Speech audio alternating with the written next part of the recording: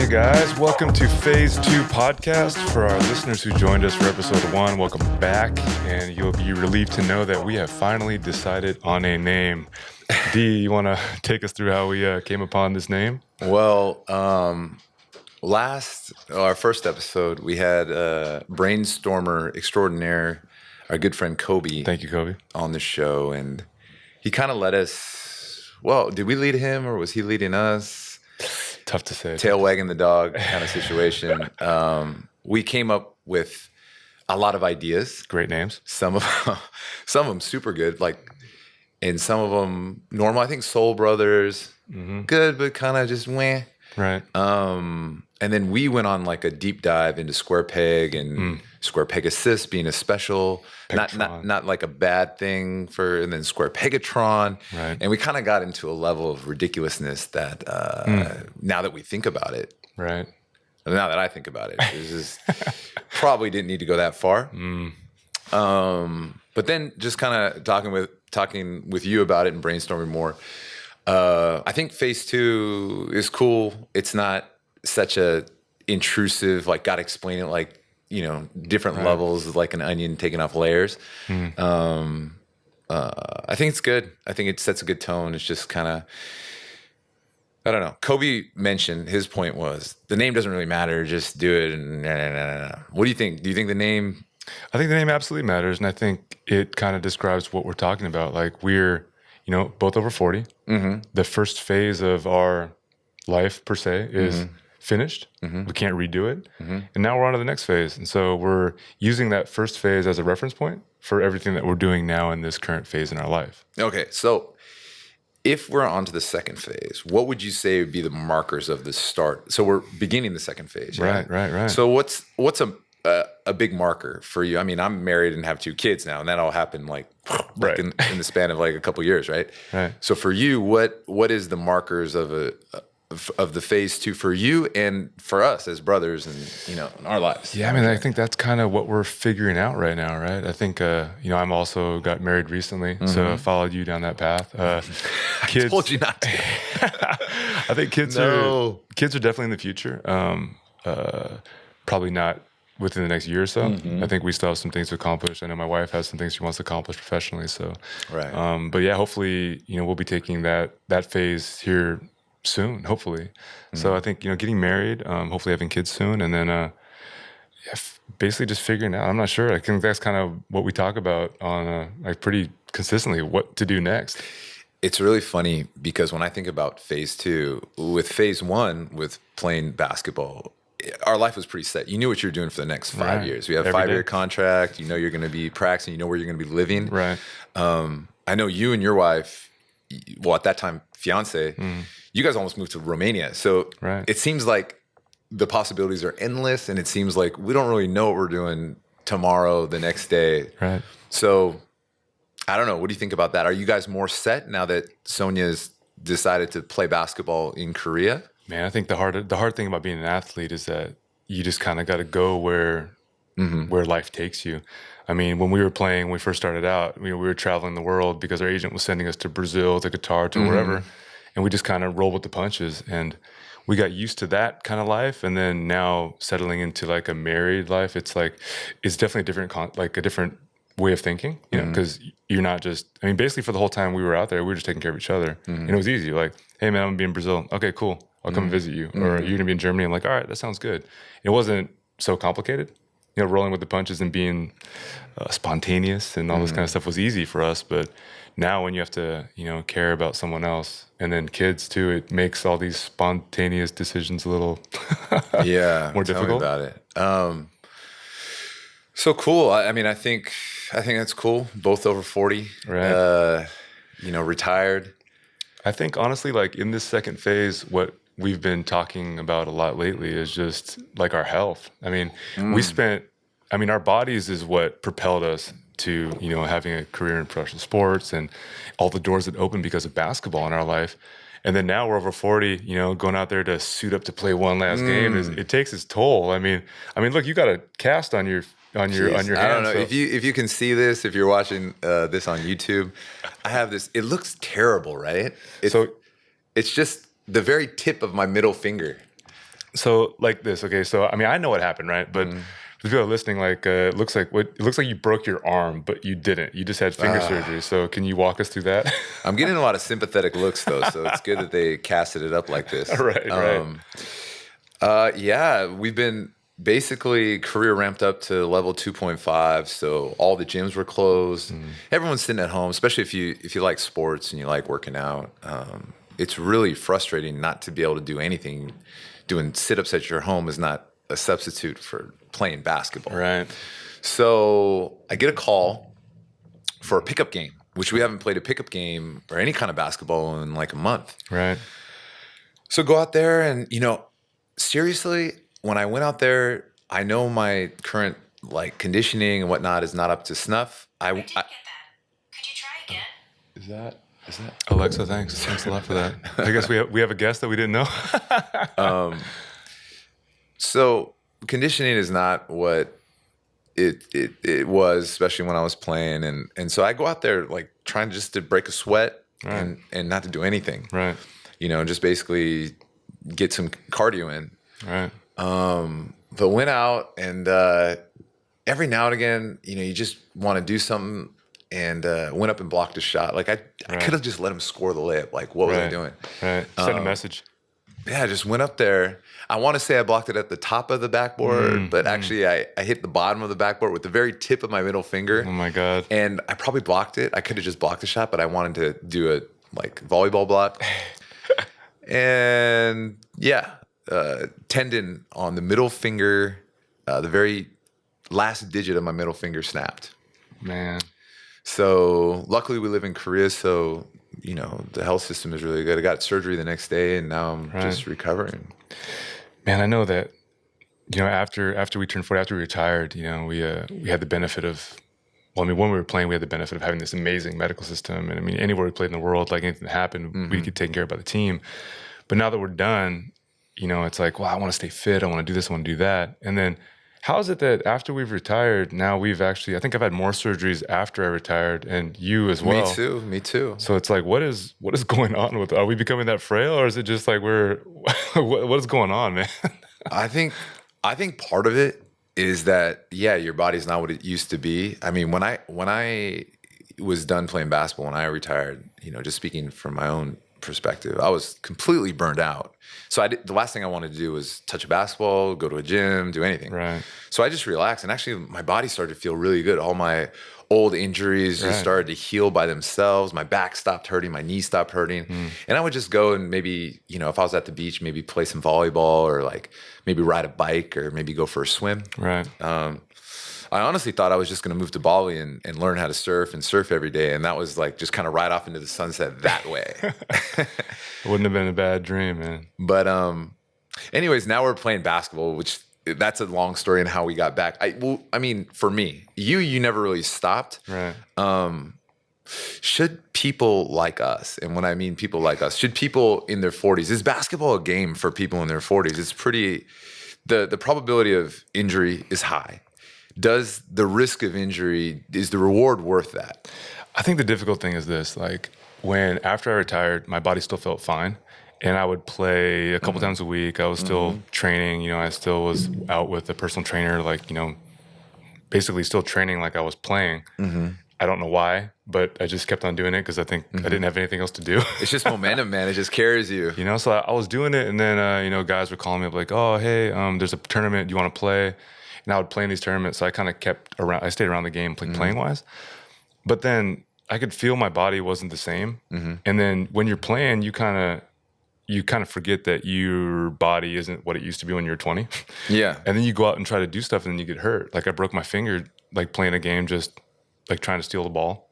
Very similar to my case. And like, I don't know what I was doing because I was never a defensive specialist. No, you were not. I was not Kawhi Leonard. You were not. And I was trying to do something that I shouldn't have done. I broke my finger. Huh. And then like all this stuff happens because we're around the game. So, I mean, to your question, I don't know. I think we don't really want to grow old. We want to put on that jersey and feel the way we did when we were 20. And it's just, I think it's at our own personal detriment. Like having surgeries and going through rehab and then walking around a cast and crutches and like all this stuff is just a pain in the ass. Yeah, I mean, I think personally that like it's okay to play basketball, even though it is dangerous at our age, you know, probably for injury. And you just don't recover like you used to in your 20s. Like some of these things that would, you know, be nothing in your 20s, they take months to recover from now. Right. But I definitely don't think you can play the same way. Like you can't, if you haven't evolved, you shouldn't play. Right. Like Michael Jordan in his 20s, just not like I'm comparing myself to Michael Jordan, but you kind of were. But you know, in his 20s, he's dunking on everybody. Right. And then when he comes back, especially his last comeback with the Wizards, Right. you know, it's all skill, just skill and mental. You know, there's a couple times he's getting up and doing some of those old like dunks and things, like very athletic moves. But, you know, I would say that ended up being like 10% of his game, where it was like, you know, like 70% when he was a younger player.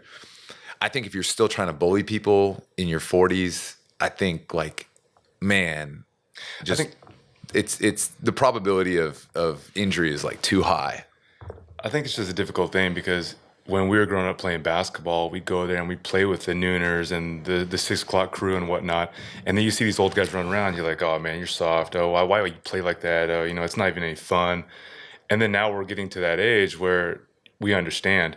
Like, it's fun to play the sport, and I don't ever want to stop. But at the same point in time, like you said, if you can't change the way you play and the way you look at the game and what you're trying to get out of it, like, you're going to end up getting hurt.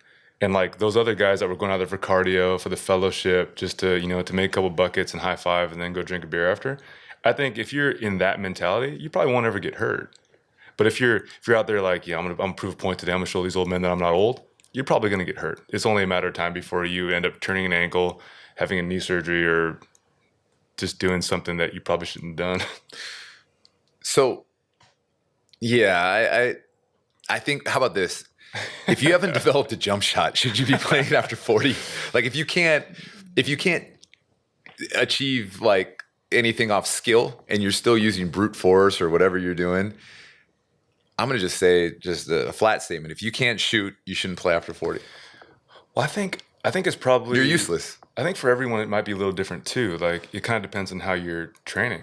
Like if you're out there and you're doing stuff for performance, like if you're training and in the gym, like, you know, lifting weights to play basketball, you'll probably be okay doing all that kind of stuff, bullying people and whatnot.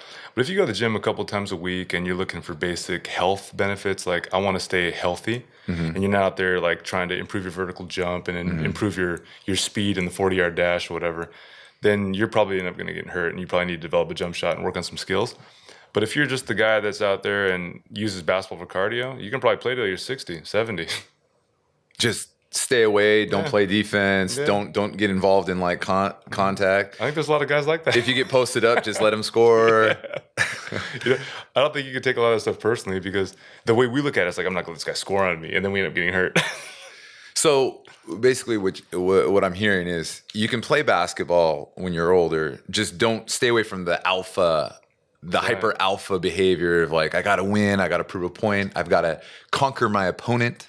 I think you got to let that go or find another sport, like find something else. Like, I think that's why a lot of people turn to golf because you can be competitive, but you're basically competing with yourself. Because if you're up and you have any of that alpha in you or you want it, if you're playing against someone, you're trying to beat that guy, that team, whatever it is, the referee, the coach, like whoever it is. But if you're playing golf, you're not usually like physically exerting yourself to beat some guy down. Like you're not going to put your fellow golfers in place by being super big or having a six pack or I don't know what it's going to be. You're personally challenging yourself, I think. And I think that's probably why a lot of these guys that are ultra competitive turn to these non-contact sports. Well, I think you and me are not golfers. Right. So we're speculating on like what we imagine playing golf would be like. Right. But then you hear like Michael Jordan, he was hyper competitive at golf and like was gambling like excessive amounts and like trying to win at all costs, like cheating. Like, But I would say this, like even though he was, you can still be hyper competitive, but I don't think he probably got injured playing golf. okay. Like, you know what I mean? So Health-wise, I think it was like okay for him. Competitive-wise, it probably wasn't good for him mentally to like, you know, or maybe, I don't know, Michael Jordan, probably a different like case. He had lots of money to burn. Like the gambling aspect probably didn't, like it would affect you and me if we went out there and be like, hey, let's play $10,000 a hole, you know, or Michael Jordan probably pocket change. But I don't know because I haven't talked to MJ in a while, but I would assume that he didn't get a lot of golfing injuries on the golf course trying to prove a point to the other guys. Like, I'm going to drive this farther, and then he threw his elbow out. Well, so, okay. So hyper alpha behavior is okay, just not in basketball. Like, because I think people, like, when they play pool, when they play cards, there's this alpha, like, win at all costs type thing. Like Michael Jordan, they said he cheated old ladies out of like bridge and stuff like that. So that kind of need to win, to dominate your opponent, conquest. Maybe there's other outlets. Maybe golf would be an outlet for that, and it would be safe. But if you do that while you're playing basketball, right, the probability for injury, or maybe soccer, rugby, like these kind of sports. Yeah, I think that's a good point. I think it's more like, know yourself, know your personality. I'm sure Jordan like knew that he was this hyper competitive guy, so he probably looked for something like non-contact oriented, like card games or whatever, that he could still feel the gratification of winning, beating, and like dominating his opponent in some way. But like if you want to do it physically, I think that has to kind of taper off, or you will spend a lot of your time probably in a cast or in a hospital or talking to doctors, you know, like. But I mean, I think like also it's a kind of a difficult thing because the average guy's not Michael Jordan, right? The average guy is probably the guy that is working wherever he's working and then wants to put on the jersey on the weekend, like your weekend warrior. So for these weekend warrior type guys that probably aren't training every day, they might go to the gym they definitely have a gym membership, right? But they probably don't go to the gym that often, but they played sports, they enjoy it, and they go out every weekend. So what about those guys? The weekend warrior. How do they avoid injury when they love sports so much? See, I just think if you're a weekend warrior, you should stay away from like sports like basketball or like high intensity, high contact sports. I think if you're a weekend warrior, you got to do something where you can get that vigorous exercise. Like what? Paddleboarding or like, you know, like canoeing, hiking. You know, I think if you want that competitiveness, you got to stick to like tennis and golf. I don't think you want to do full contact American football. Right. I think that's the struggle because like there's all these, you know, people love sports, you know, like sport. I mean, when COVID hit and sports basically went to a stop, like we just experienced that here when things ramped up and it went to 2.5. Gyms closed down, fitness centers closed down, and it's like people are like, what do I do? Like I don't know what to do with this energy. I'm used to going to meet my teams to play basketball, baseball, or just ride my bike. Now I can't. And these people feel this need to go out and, you know, suit up on the weekend and play these sports. So with all that energy, with what they've normally been doing in sports, what do they do now? Like they're going to do something, right? And there's a lot of guys that aren't over 40. There's a lot of guys that are in their 30s, so they're still pretty athletic. They're still in the prime of their life. I mean, maybe 40 is the prime of their life, but you know, like, for maybe other things, right? But now, you know, we're looking at this thing where I still like to play sports. We both still like to play sports, but it's that balance, right? Like how far do we go? How competitive do we be? Well, like I said, I think earlier, I think you can be as competitive as you want. You just got to pick your sport correctly. Right. Like, so you play basketball. You don't play any other sports. Why are you still playing basketball? I mean, I have my own story for that. And you never really stopped. I took a break and I came back, which is, if you take a break, you just need to stop. Like you can't come back. The comeback is too hard. But you never really stopped. So why aren't you golfing? Like you actually have a knack for golf, I think. Yeah, you know, I don't know. I think after we retired, we tried a bunch of different things. You know, I mean, I took tennis lessons. I was trying a lot of different stuff, and I just felt that I could still play. I know that I probably won't be able to play when I'm 50, 60. I mean, who knows? Maybe, you know, with advances in medical science, you know, if I get on the LeBron James regimen, maybe I'll still be able to, you know, shoot a 3-pointer when I'm 70. But I don't know. I still love it. I still enjoy it. I like the camaraderie, and you know, honestly, more than actually playing the sport, I think it's just feeling that feeling of being on a team. You know, it's fun. I mean, I remember one of the things that I really enjoyed about playing was all the memories that we had off the court, you know, just in the locker room, riding the bus, going to eat, you know, doing that kind of stuff. That was really fun for me. Some of my best memories are that, not necessarily the games, you know, and keep on, like, just the fact that I kept on playing, open up more doors to 3x3, to, you know, competing in World Cups at 40, you know. And I mean, that was a lot of fun. It was, But isn't that it? Like, to be at your age and to be able to beat, you know, there's only 4 spots to make the national team, to go to the World Cup. Isn't that it? Like, when you get on those spots and you beat out all these 20-year-olds, doesn't that kick into your alpha drive to be like, yeah, I'm 40 and I'm still better than you. Imagine if I was 20. Like, you know, you kind of get these little things in your head. No, I mean, absolutely. Like, it was a great, you know, source of pride to be able to make a national team at any level sport at 40 years old and still be competitive, you know, still go out and compete against 20-year-olds and, you know, have a good game once in a while. You know, I mean, obviously it's tough to push your body to do something every day at 40, you know, but there's a couple Consistency is really tough. It's tough, you know, I mean, and like I remember one of the reasons that we retired was just the preparation for the next day of practice was longer than practice. Yeah. You know, and that was, you know, icing down in the training room and this and that. Massage. It was a whole ordeal just to get ready to practice for 4 hours a day. And now, like, with 3x3 and basketball, like, we don't play every day, and that's probably the reason that we're not as good. But then also, if we played every day, we'd probably be worse. You got to find that balance. Like, your body just can't train every day as much as you could in your 20s. I mean, definitely for me, it's just the fact that you can still make the national team. We can still play competitive basketball. Where, like, if we were only playing like amateur stuff, I don't know if it would. It'd probably be something different. But the fact that carrot is still there, you know, it definitely motivates me to try and still stay fit and try to compete. Because who knows how many more days that'll be possible. Like, you know. I think for competition, it's just something in our DNA. Like, maybe from cavemen to, you know, you go out and you hunt and you're the guy that gets the deer for the tribe or something, and everyone gives you all these accolades. There's a lot of reward for winning, or you're on the battlefield and, you know, you come home alive, or you help win a war, or whatever it is. I think as you get a lot of reward for it. I think in your youth you get a ton of reward for it, because now it's pretty much sports, maybe school. You get good grades, your parents like give you a hug. If you don't, they lock you in the basement. Right. Thanks, Mom. Or like sports, you know, you get like a blue ribbon, whatever. But then as you get older, you find that these competitive tendencies, there's not a lot of good outcomes. Like, maybe in business, you know, but then you end up working more hours, you get obsessive.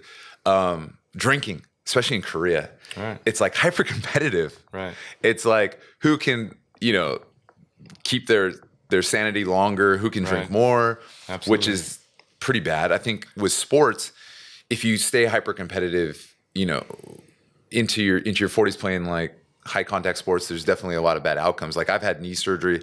My wife is straight up saying, don't play basketball, no more basketball. Right. Because I'm worthless. We have 2 small kids. I'm worthless around the house now because I'm in this cast. So she's changing double diapers, doing double the cleaning, and doing all that kind of stuff that I would normally help her with. Right. So I think that kind of leads to an important question. It's like, when you're young, like, all these competitive like drives, the validation that you've accomplished, the blue ribbon, the trophy, the making varsity, whatever it is, you get these accolades for being a man, for being the best in your class, the best of your breed, whatever. Homecoming it is, right? king. You know, all these things. And so it's almost like, because you've been taught that you have to be the best, you have to get that ribbon, I have to be number one. It's like, these things make me a man, right? And then when you get older, like, because we've kind of been trained that way, whether it's back from caveman days or whatever it is, like, we have this drive to understand that, okay, competition is good, physical exertion leads to success. And that success makes me happy, it attracts the opposite sex, I feel more of a man. So what do you think that's all about? I mean, because obviously, like, if we continue with that and take it to the nth degree, you know, we'll push ourselves and we'll be in the hospital for the rest of our life. Well, I mean, that's me right now, you know? So I think, like, that's kind of one of those things where we kind of got to find a balance, because as we get older, health is important. And then with, like, what ties in that, it's basically like quality of life, right?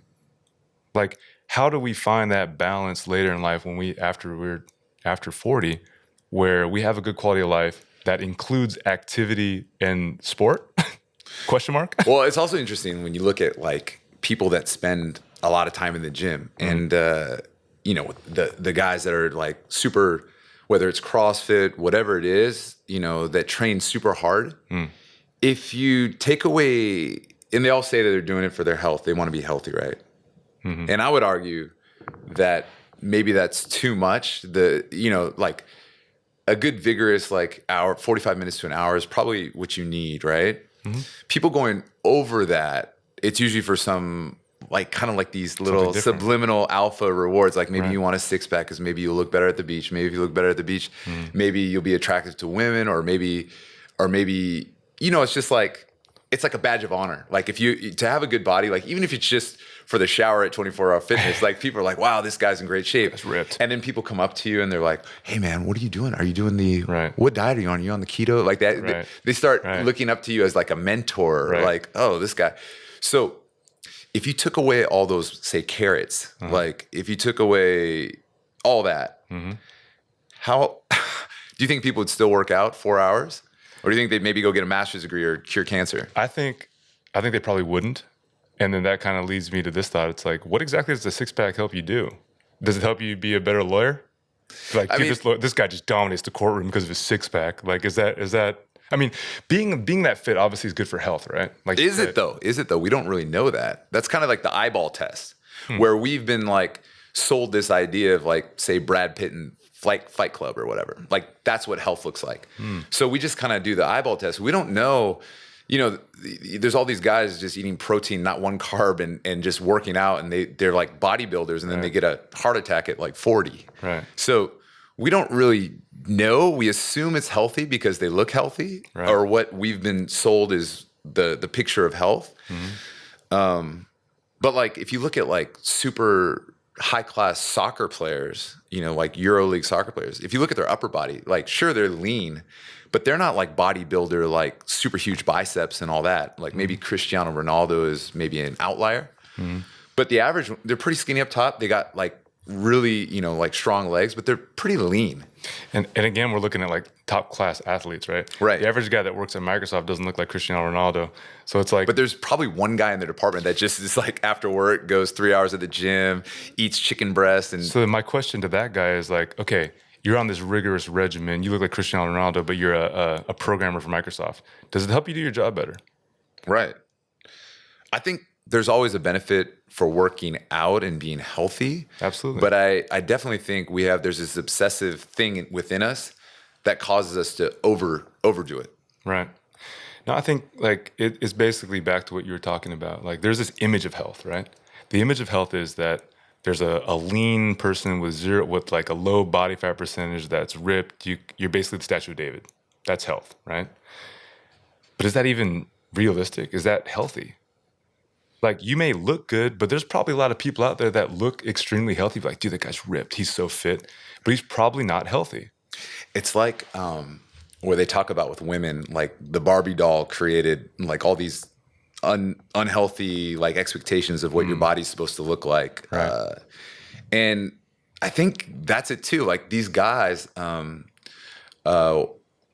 if you look at like Rain, when he did some Hollywood movie where he was like a ninja. I forget what the name of the movie is, but anyways, he came back to Korea and I was watching him on TV and he was doing an interview and they're like, wow, because he got just jacked for that movie. He was jacked. So he was always like fit, but he got like 0%, like he was shredded. And so when they asked him like how he prepared, he was like, oh, it was so tough. Like they're like, what did you eat? And you would think that, you know, he'd eat like a pretty, you know, hearty diet. He was like, it was terrible. He's like, I only ate salads. So obviously that doesn't sound like a very healthy diet to me. It sounds like these images that they're selling you like in these movies, it's like these guys are prepped and they crash diet and crash exercise, you know, to be Spider-Man for the shoot. And then they go back to being normal humans, right? I mean, you look at Russell Crowe, right? When he shot the movie Gladiator, he was just in, I mean, you're like, wow, the guy just looks like a physical specimen, right? And then you look at him when he's not shooting something and he just looks like an ajushi from the neighborhood, right? Right. But I think it's also that too. Like, I mean, you're just bombarded daily with like diets, workouts, whatever, like V-shred, hit, like, oh, get a 6-pack in 10 days, this miracle pill. Like you're bombarded with this propaganda that's basically selling you a 6-pack in a pill, a 6-pack in a bottle, a healthy lifestyle in a video. And it's like, okay, even if you want that, right? It's probably not healthy, because if those kind of things, like people are all training like they're high performance athletes, like, dude, I'm gonna get 6-pack, I'm gonna get ripped. Like for what? Like if you're going for your own personal health, okay, I understand it. Like working out is good for health, right? But working out isn't directly gonna help you lose weight. You can work. There's a lot of guys that work out all the time and don't lose weight. So okay, so let's You know? so there now we have a lot of hacks. So what you're seeing is people with a lot of money, they're kind of skipping the gym. Right. And they're just like, oh, liposuction, or whatever Right. goal they have. Because, Cheating? Are they cheating? well, I think there's two goals. People always say health, but isn't the ultimate thing like aesthetics? Right. Like, what's the difference between going to the gym and like going to get plastic surgery? Isn't it like, if it's all for aesthetics, like, or going to the dermatologist? I mean, the gym is like plastic surgery for like people that can't afford plastic surgery, right? It's like, I can't afford liposuction, so God, I gotta be on the treadmill for 2 hours a day. Right. But if you told the guy that hates being on a treadmill for 2 hours a day, but does it to achieve a certain aesthetic goal, if you told that person, here's a pill, just take this pill, and you can cut an hour off your workout and just go for an hour a day. I wonder how many people would just take that pill. I think GNC has that pill. Well, that's what I'm saying. Because the supplement industry has blown up, and none of these things, like most of them won't be like, a lot of them say like not approved by FDA, or like this is not a treatment for any, Right. they're just snake oil basically. I mean, hopefully, you do your research, and like certain drug companies or supplement companies have a reputation, like say GNC, and you hope the multivitamin is trustworthy and it's not going to kill you. But we're taking it for what? Like, we don't really know what we're eating. So it's like this, like all those supplements, vitamins, and everything. Like the industry is massive. I mean, it's a global like trend. This thing has exploded probably in the past 20 years. I don't know if there were a lot of vitamins and supplements like in the 50s and 60s, but now definitely anything you need for whatever is ailing you, whatever body type, whatever you want to accomplish, there's a pill for it, right? And I don't know if that's so healthy, because you're taking this artificial, like lab-made something to help you lose weight, to trim body fat, to increase your metabolism, to lose, whatever it is, there's a pill for it. Are you taking any supplements right now? I take a vitamin. Which one? I take the GNC, like men's vitamin. Okay, I was taking that, and now I'm taking like basically the same thing from Alive. It's supposed to be like more organic. I think like if you're a performance athlete, some of these things can help in recovery and whatnot. And that's what they say. And I know that when we were training and everything, I took some stuff and it definitely helped. But that kind of brings you to another point, right? It's like, there's all the stuff that's out there. Like, how do you know if it's even working for you? People are like, oh man, I took this vitamin, like, this stuff is working amazingly. But there's like, how do you test if the vitamin is actually increasing or helping you, or if this glucosamine is actually like making your joint pain go away? Like, I don't think there's a test for that. Well, just a second ago, you said it definitely helped. When you say it definitely helped, in what quantifiable, like? Well, I mean, when I was training, like there were certain things where like I take certain things and I wake up next morning and I didn't feel like as tired. I felt like my muscle recovered faster. Recovery drinks to help you get over fatigue. Like I felt those things worked, but whether that was Placebo. whether it was like a mental thing where I'm like, I take this and I feel better. Or like, I took Advil before practice and it definitely like Advil works. Advil, I'll sign off on that. I mean, there's certain things that I took and I didn't feel. Like we took creatine and glucosamine and a lot of things for years and years and years. And I don't know if, like when I took creatine, I felt bigger, but then I felt like I was really heavy. So I don't know if it actually helped my performance. Like I felt like I got tendonitis easier. So maybe I was using it wrong. I don't know. But when I was taking some supplements, I saw a difference and I know that it wasn't positive. And the other stuff, I didn't feel anything. And then other stuff I did feel. So I think the supplements they can be good, but then it's like a personal thing, like, or it might be just a mental trick. Take this and you'll feel better. Okay, I feel better. I don't know. It would be interesting. Like, I don't have the numbers or the data, but I think like that's what fuels the industry, because there's no real, people take it and they think they feel better. And so they keep buying it and they assume that it's going to be good for them. I mean, that's why I take it. Like, I don't feel any different because I take a multivitamin. Right. I know my piss like glows in the dark, Right. but like I just assume, hey, this is probably better than not taking it. Right. So that kind of like brings me. There's all these articles and all this stuff on the internet about like what you need to do, what you need to take. You want a 6-pack, you want to be healthy, avoid these 7 things, do these 6 things, right? So like I download an article and it's about men's health and what mistakes that people over 40 make. You want to kind of dive into this a little bit? Yeah. All right. So I took the article from a website called eatthis.com. And the title of the article is 40 Worst Health Mistakes That Men Make After 40. There's 40 things? Well, I'm sure there's more. Okay. Right? That sounds like a lot. I'm sure there's more. There's probably thousands, right? Because we get older, we get stubborn, and then we decide just to not do things, right? So the number one health mistake that a man after 40 makes, according to eatthis.com, is, do you know what it is? Take a guess. The number one thing that 40-year-olds make, I don't know. I would say just doing stuff that their body can't do anymore. That is on there, but that's not the number one thing. The number one mistake that men after 40 make, according to this article, is skipping health screenings. Ah, So it's not even a that makes sense. you know, because like you think about it, when you get older, right? Like, okay, so like on the list, like some of these things in the top 10 were around this, were being sedentary, ignoring chronic pain. So it's basically like you get to a certain point where you're like, oh, it'll be all right. It'll be okay tomorrow. Or nah, You I just don't. get lazy, huh? Right. So it's like these kind of things. And so if you avoid these things and ignore these things, and these things start to build up, then something small that probably could avoid it with a regular health screening, they could probably catch that and then be like, hey, look, you're Early detection. right. And then obviously like, there's stuff on there about, your posture, starting workouts too fast, diet, gaining weight, being sedentary, not using sunscreen, you know, like there's a ton of things on these articles, but I thought that was pretty interesting. Well, we just had our health check. Right. And how are you? Are you healthy? It says I'm obese, so I don't know who comes up with these measures. I didn't mean to talk to you about But that. I've been obese, like technically on these, for whatever metrics they're using. Right. I think being really tall and then kind of, being 6'7", you're 6'9", 2 meters 1, 2 meters 5. I think that throws off whatever they got going on for the average human. Right. So I think probably I weigh a lot, but it's actually distributed over a lot of human. Well, I know that we used to, every year, periodically, they would do the in-body test where they test your body mass and you get your BMI number and your fat to muscle ratios, your bone density, bone health. Like they would do that full body synopsis, like with that in-body. And we always came out to be obese.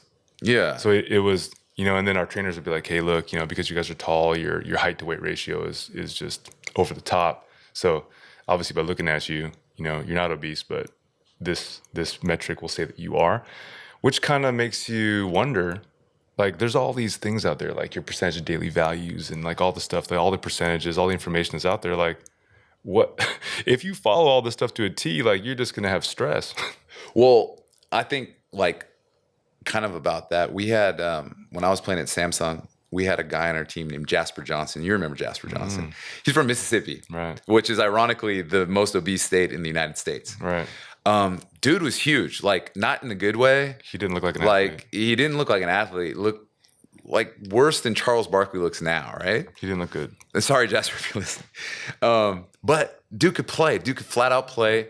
He was one of the most gifted scorers that I've ever played with, because the dude couldn't jump. Like, you know what I mean? We're playing basketball. He was. So was he healthy is my question. I think that's part of it. It's like everyone, like you look at a picture of health, right? Whatever that picture may be for you personally or whatever, the media is giving you. That person is probably not you because everyone is unique. Like what is good for you? Again, we found this out. Like we'll do certain workouts and like you'll get different gains than I will. Like our body's not the same. We're brothers and, we have like similar genetics, obviously from our parents, but our bodies are not the same, and we came from the same parents. So it's like, if our bodies are this different, and like what supplements we take, what we eat, how we sleep, like vitamins, workouts, whatever, if there's that much of a difference between us, like there's no way I could look at a picture and be like, dude, I want to get him. I'm going to do his workout and I'm going to get ripped. Or like, that's healthy for me.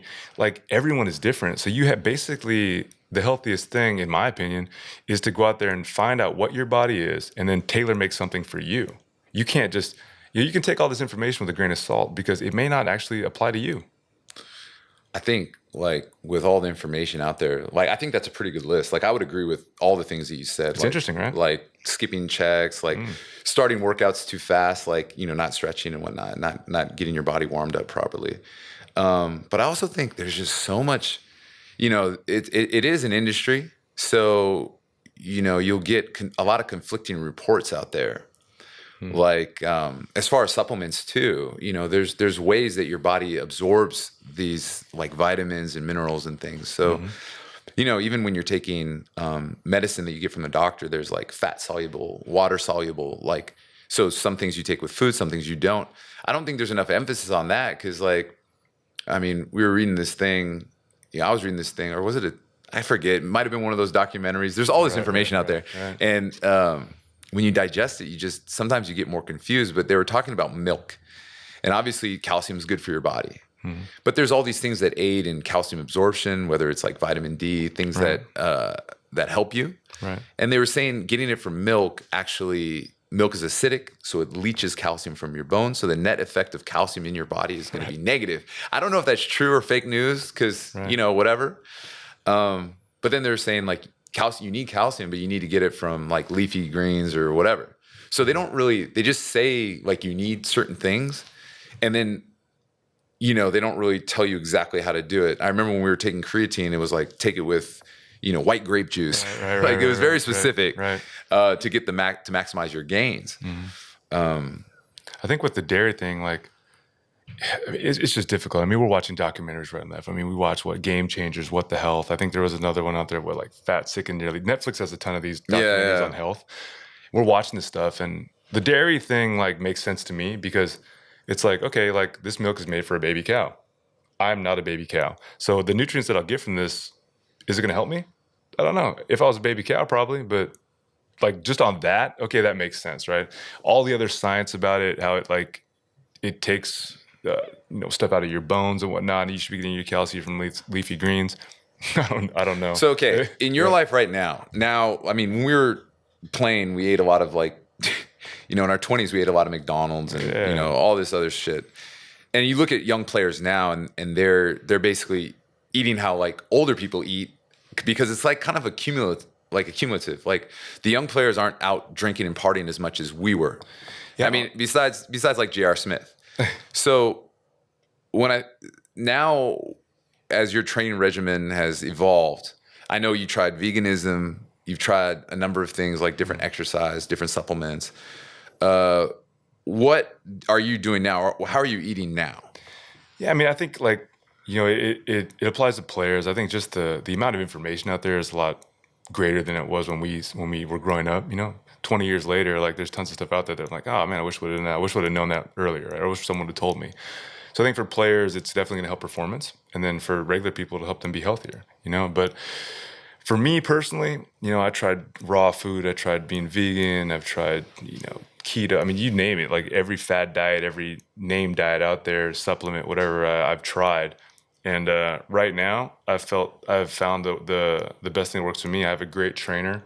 And he's helping adjust his training regimen to me. So I think finding a good trainer for you and what you need, what your goals are, is very important. As far as diet goes, I think actually you coined this term. What'd you call yourself? A reducitarian. So I think like I'm basically just trying to reduce the amount of meat I eat. And then so you still eat meat? I still eat meat. You know, not as much as we did before, but I still do. I mean, on occasion. You know, and my body, definitely because I don't eat as much anymore, I can feel the effects pretty quickly. I don't eat as much meat. I eat seafood, some chicken here and there, and then just try to drink a lot of water, and then eat a lot of vegetables, and then not eat too late at night, which is basically my regimen. That's basically all I do. What about alcohol? Alcohol, obviously we like a good brew. Sensitive subject. No, I mean, like, when we were in our 20s and 30s, like, definitely me more than you. Like, I drank quite a bit and I drank pretty heavy. But now that I've gotten older and I value my liver, I think that obviously I can't go back and take back the damage I've already done to my body because I know alcohol is definitely not, especially in large amounts, not good for you. And I think that was probably part of the reason I was getting injured so much was because I was drinking pretty heavily and I think my bones and body was just weak from the effects of that. So I still drink, but it's more like how when we were younger, we used to say like, oh, I just like the taste of this. I'm just drinking it for the, enjoying the quality of this alcohol. But then 4 or 5 bottles later, like, I wasn't enjoying the bottle, I was just drunk. Yeah. But now like, having a glass of wine here and there, like a beer once in a while, and Not competitive alpha drinking. no, we don't. Yeah, I don't. I think that I can safely say this for both of us. We don't drink like we used to, and now we'll have a couple beers, a couple glasses of wine, and just enjoy it. Every now and again, I still do get caught up. I'll have like, especially Tony. If Tony's sitting next to you and he's just like, come on, drink, drink. Yeah, I mean, like I think like those kind of nights were a lot more prevalent back in the day. Yeah. Now I just try to avoid Tony. Yeah, no, I mean it's tough. I mean, because you get into a situation where you're with old friends or whatever, you're reminiscing. Like it's tough, especially in Korea where the drinking culture is really strong. But I mean, what are you gonna do? Never have a drink again? I don't think that. And I think that goes back to the balance we're talking about. It's like I can't see myself in a situation where I would just never have a drink again. Right. No, But me neither. also, it's not a situation where I'm like, I need this alcohol in my life or I just won't live. Like, I could honestly right now just never have a drink again and be fine in my life, but I enjoy it. So, Yeah. It's like that balance where how do you figure it out? Well, I think like, and it's like an evolving science, right? So like, you never heard about all this stuff growing up, and now you're seeing, especially we follow the NBA, and you're seeing like, I think the first person I heard about was Ray Allen. Right. How he was saying like he hadn't had a hamburger or junk food since high school or something. Something like that. Right. So, and then you look at him now, he's retired. He had a really long career, almost like, not very many injuries when you think about how long he played and how many minutes he played. Right. And even if you look at him now, I follow him on Instagram, he still looks like Ray Allen, just ripped, hasn't aged. Right. So you definitely see that there's something there. Now, he is also a genetic freak. Right. So, but if you look at other genetic freaks, you look at Dominique Wilkins and Michael Jordan that came from another era. Mm-hmm. Now that they're in their, in their 40s and 50s, that even though they had those like crazy genetics, their bodies haven't held up as long. And it's probably because of, theorizing, it's probably because, alcohol or whatever, bad diet or whatever it is. And now you're seeing like guys like LeBron that spend like $1 million a year on like, nutritionists and all this kind of stuff. I think one thing that we kind of touched on briefly, but probably didn't go into depth is all these, like we're looking at the models of these people, right? We're looking at Cristiano Ronaldo and like he is a genetic freak. He is one in like however many million. He's not the average guy, right? So the average guy, can he aspire to be that? It's good to have these heroes up there where you're like, oh man, if I work out and I do this, I could be Cristiano Ronaldo, right? But the average guy is not going to become him. He was blessed, right? LeBron James is blessed. Like Tom Brady, a lot of these guys, like they're using all this new technology and they're prolonging their careers and they're athletic freaks. But the average guy, I don't know if he could be LeBron James. So we're kind of like, we have these like unrealistic expectations of what we as people can become. Mm-hmm. And then that's taking you to like buy supplements, do this, do that. And I think it's kind of taking you in the wrong direction where I think the most important thing as far as health goes is discipline. Like you look at LeBron James, he was given this amazing body. He has access to things that we don't have access to, and he's taking full advantage of that. But if he didn't have the discipline to follow these guidelines, he would probably end up being like in a Michael Jordan or Charles Barkley type situation where these guys had similar athletic gifts, but they had discipline for a certain amount of time, but it was maybe in a different way. I don't know, it's my theory. And then I'm thinking about the average guy. The average guy has a gym membership but doesn't go to the gym. Mm-hmm. Wants to eat the sweets, but then wants to be fit. Got the elliptical at home. So they're looking for shortcuts. Uh-huh. And it's a difficult thing. Like the discipline is the part that people just kind of glaze over. You have to be able to, if there's a delicious piece of fried chicken on the table, like, are you going to be able to say no to that? because, or like have it once a month or whatever it may be, and finding that balance between what you want and what you need. Right. And with the point about LeBron James wasn't that we can become LeBron James. Right. It's basically comparing apples to apples. So you got elite athletes like Michael Jordan from a generation before. And then you got elite athletes today that are leading different lives. Like you look at how like perhaps Shaq, him and Tim Duncan are basically same era. And you look at how Shaq kind of, you know, and I guess he admitted that, you know, he partied too much and didn't take as good a care of his body as he should have. And then you look at Tim Duncan when he was basically, looked like he was going to retire, and then he just had this resurgence where, and he said a lot of it was diet. You look at Steve Nash, he was like one of the first guys that I remember talking about like no sugar. And then he prolonged his career super long. And then in our era, you know, there's guys that were freak athletes like Sean Kemp that 1 year of lockout and he couldn't stop doing cocaine and eating hamburgers. Vin Baker, Gary, I mean, you look at those guys, right? I mean, I think you're right. Like from that generation, like I don't think that information was out there. I think because Ray Allen was also from that same type of generation, and he was just an anomaly. And I think that's definitely like, you know, guys are taking better care of their bodies now. I think if you look across like professional sports, there's more guys that are investing in themselves. Physically, finding personal trainers, nutritionists, whatever it is. There's more guys like Ray Allen and Steve Nash now than there were before. You know, I think like because professional athletes are doing it, it's trickling down into regular society where average people are finding that information and applying it to their lives. And I think that, you know, if that translates into overall health, like I know that America's in a tough situation right now with the obesity. What's more dangerous, obesity or COVID? I think that combination is right. Yeah. You know, because I know that like you know, even in our family, you know, like there's tough situations out there, and it's like people are trying to figure out how to be healthy and what information is important to them and what suits them. You know, because you have to figure out your own quality of life. Like if you want to be in the gym, if you want to do all this kind of stuff, like what is normal for LeBron James and what's normal for a guy that's super fit working at Microsoft may not be normal for you and me, you know? So now we have all these new technologies, like we're talking about like CRISPR. You know, in the old days, it's kind of this idea of shortcuts. We all demonize shortcuts because we want a level playing field. And so, you know, there's the whole regulatory committee and organization that, you know, like Lance Armstrong, like with the steroids and at what point it's kind of like a thin line, you know, like I bet if you went back in time to like, you know, the 1930s and you started just giving athletes supplements and better shoes, that would have completely tipped the playing field, or, you know, better like knee braces, or, you know, what could Wilt Chamberlain have done if he would have had, you know, he was wearing like Converse All-Stars. That's like running barefoot his whole career. If he would have just had some Kobe's, would he have been able to play longer? No, I think like the technology is definitely helping. I mean, you think about like just for shoes, for example, right? The technology that's going into shoes now, how they're, I mean, just the cushioning, the amount of effect it'll take off your body by having better footwear.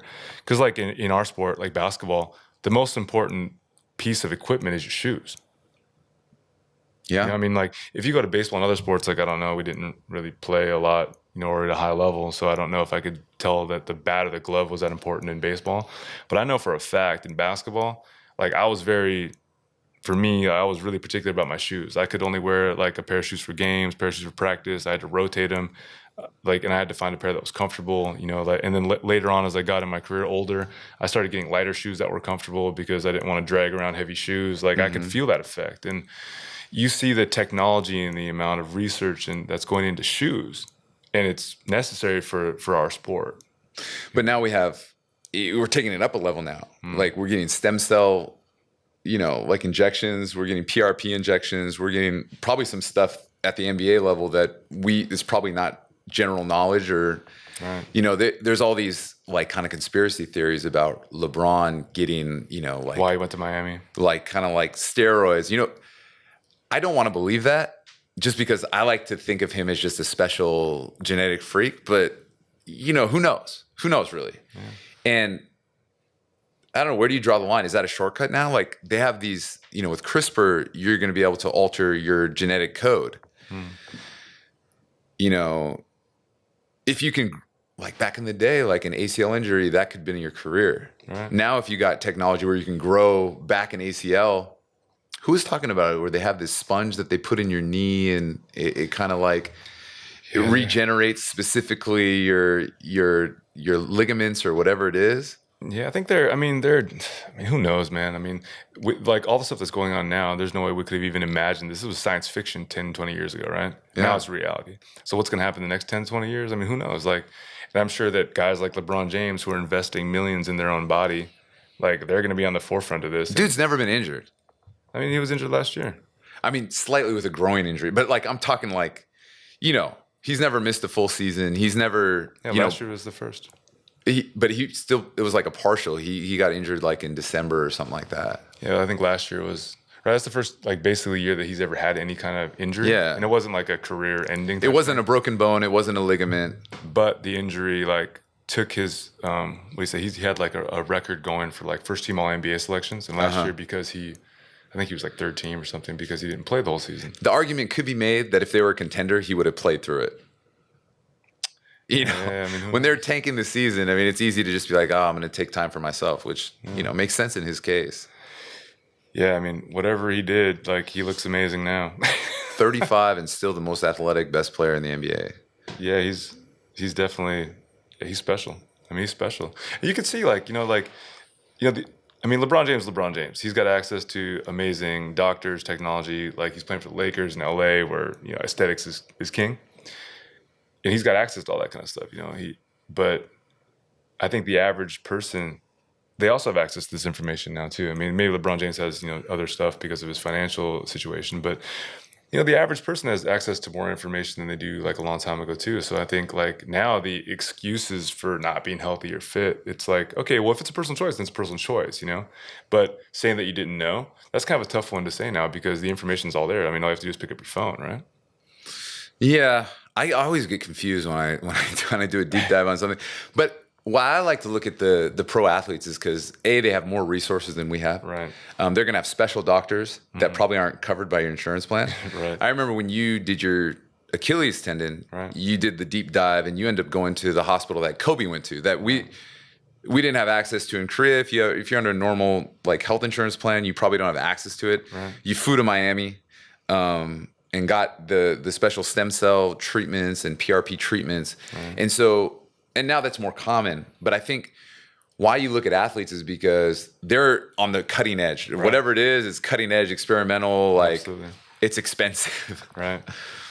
No, I think like, yeah, I mean, it's exactly that. Like, if you don't have someone giving you an idea for what to look for, I mean, I think that's the reason like people listen to podcasts, why people are like looking at all this kind of stuff. What is LeBron James doing? How is he this athletic? What's Tom Brady doing? What's Cristiano Ronaldo doing? What are these elite athletes that are prolonging their careers, that are having remarkable success after a certain age when people usually have a decline? People want to know what the cause for that is, right?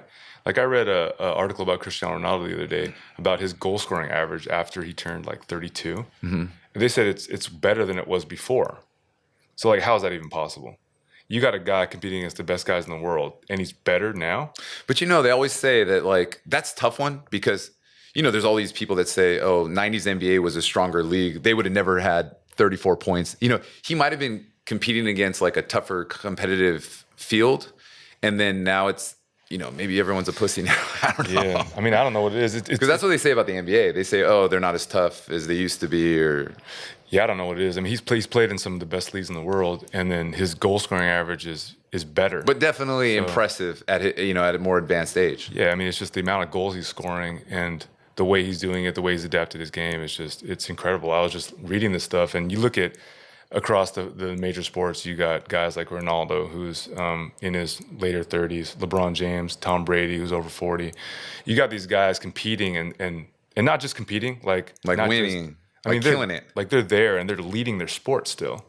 Like you think of soccer and you think of Messi and Ronaldo still, right?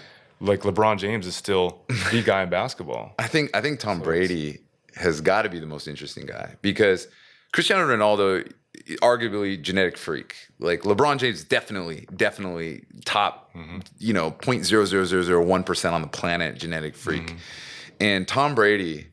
I mean. Yeah, I mean, I don't know enough about him. But he's definitely not like anything remarkable for the NFL. If you just look at him, like his speed, if you look at like, just his physique, he's not super fast. He's not super like agile. He's not super like strong. If you just look at him, again, the eyeball test. But the fact that he's still like top class at his age is in a very high, the most high contact sport that we have in America. Yeah. It's pretty amazing. Yeah, I mean, it might be the fact that he married Gisele Bündchen that might be helping him. I mean, mental health. I mean, that's what they said on the article. They said that one of the things that men over 40 also neglect is their mental health. And that's something that like now, like in professional sports, are starting to talk about it more. But just in general, like you look at your physical, people are always talking about what can I do to get a six pack? How can I do these age defying cleanses or pills or lotions or whatever it is? And people completely neglect their mental health. And like, if you completely neglect that side, I mean, your stress levels, like what you're thinking about, whether you're taking time for yourself, how are you decompressing, if you're like in a high stress job, like say you're a stock trader on the floor, it's high intensity, like a lot of people liken that kind of stuff to competitive sports. If you're in a high stress job where you're in the grinder every day, how do you come down and how do you deal with that stress? And if your mental health is that wound you drink. up, so then it'll like, help deteriorate your physical health. So I think mental health is something that this field and this idea that we need to invest in and be conscious of that. I think that also like professional athletes are kind of like leading that charge where they're talking about it. And then it's trickling down to people like, why am I sad? Or why do I have these issues? And so you think Tom Brady, it's more of a mental thing with him? I think it's a combination. I think that he seems like he's pretty mellow. He seems like he's always happy. I heard he's vegan.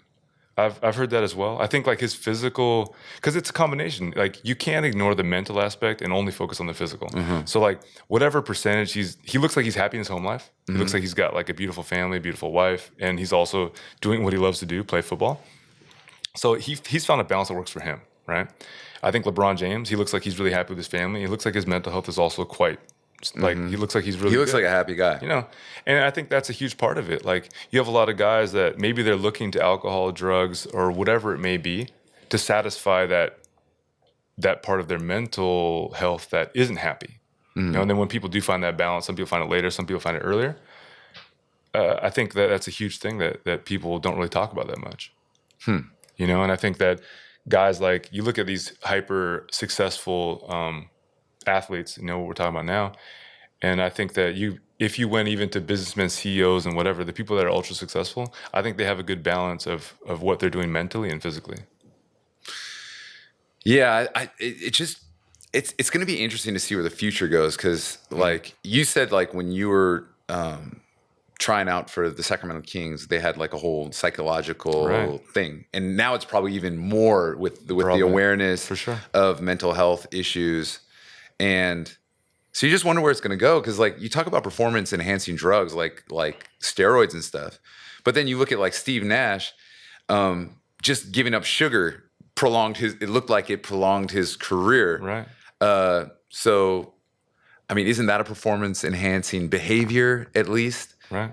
And, with medical technology like CRISPR and things like that, I mean, we're probably not long before, like maybe it would be interesting if before LeBron retires, say he has some nagging injury that forced him to retire, if they can just go in genetically and just build him a new Achilles tendon, like from scratch, like with stem cells, human growth hormone, whatever they're using. And then now it's like he starts over because now all of his joints, all of his wear and tear parts are replaced, and now he's like a brand new Ferrari. Yeah, I mean, I wouldn't be surprised. I mean, definitely if something like that does happen, I feel like Tom Brady or LeBron James will be the first to try that technology out. Yeah. But yeah, I think like, where technology goes, it's always interesting. Like there's always breakthroughs that, things will come out in the news. I'm like, wow, that's amazing. Like I remember seeing that in a movie 20 years ago or something, or like, or Star Trek was talking about that, or some science fiction film or whatever. And then now all of a sudden it's reality. We're living in a great time. I mean, it's a great time the advances in medical science are amazing for health, for nutrition, for all these things. I think we're pretty fortunate to be living now than any time. So, okay. Last point, and this is not necessarily, well, I guess it's about health. So as you know, my wife in America, she worked at like a plastic surgeon's office doing like skincare, like lasers and whatnot. And so my whole life, I haven't really been favorable of plastic surgery. I always felt like it was a shortcut, like just go to the gym. But you know, there's certain things you can't fix everything at the gym, right? But I think just the blue collar, like, you know, how we were raised is like, you don't take shortcuts. You put in the work, you get the result. You don't look, because looking for the shortcut, like cheating on the test or whatever it may be, is just bad. Right. But she was talking about like, if you're like a super successful, like she was telling me about the Kardashians the other day, and which I don't really know much about, but I'm learning more as, you know, like she knows a lot about them. And, you know, does it make sense to go to the gym if you're a Kardashian? Like, beauty, aesthetics is definitely part of your billion-dollar empire, right? But with the 3 hours that you invest in the gym, you could be out like creating a new app or content or making a new TV show. For them, wouldn't it just make sense to just get your body sculpted by a plastic surgeon, get a little bit of lipo here, get a couple injections here, go get skincare that's like no one else can afford. And you're creating this, it's almost like the Barbie. You're probably creating like unrealistic expectations of all women or whatever. But it doesn't, I just wouldn't think it would make sense in such a busy person, super successful, like alpha female. You know, as much as I never really liked plastic surgery, it kind of makes sense in those kind of situations. I don't know. Yeah, I don't know. I think for everyone it's different. I think for them it makes sense, but would that make sense for everyone? I don't know. I mean, some people like to work out. Some people like the, you know, there's certain things that working out gives you. It's gonna, you know, it's gonna like heat your body up. It's gonna give you a different drive than like sitting back in a chair and getting a massage, like, or getting like treatment or getting stem cells or getting injections or whatever it is. Like, you know, for certain people, they may, I don't think it's cheating. It's just, you know, like there's different routes to get to one thing. Like if you come up with a different way to find the answer, like the answer's still the answer, right? So I think for these people, like however they get to the end route, whatever their goal is, like their goal is obviously different than ours.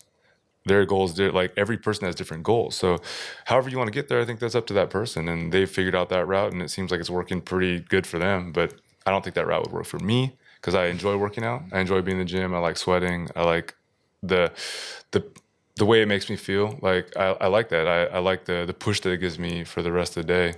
And I don't know. I don't think like getting injections that would help me that way mentally. Because I think that like working out and getting that work in the gym like helps me be more productive in the day. Oh, I agree. I agree with what you're saying because like I definitely like getting those endorphins going and I like a good workout. Like I'm not saying.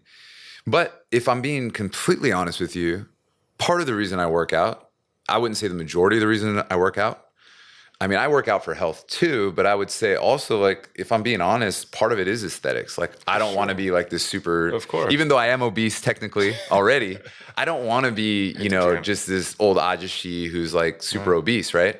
So aesthetics is part of it. Absolutely. So if you could, you know, like say you work out 2 hours a day and you can actually get your performance and health benefit in 1 hour.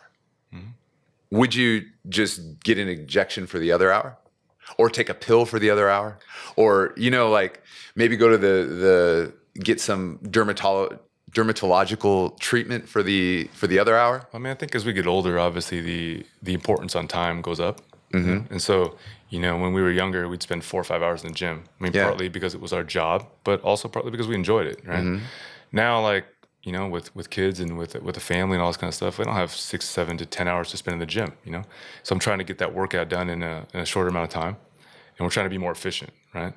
So I think, like, there's definitely, like, a market for that.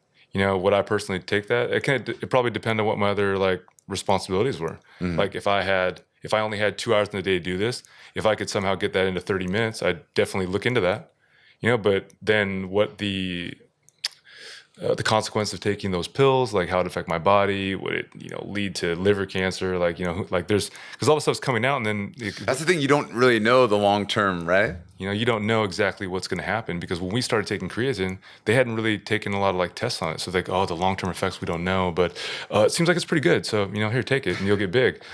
So who knows? Maybe creatine will lead to dementia.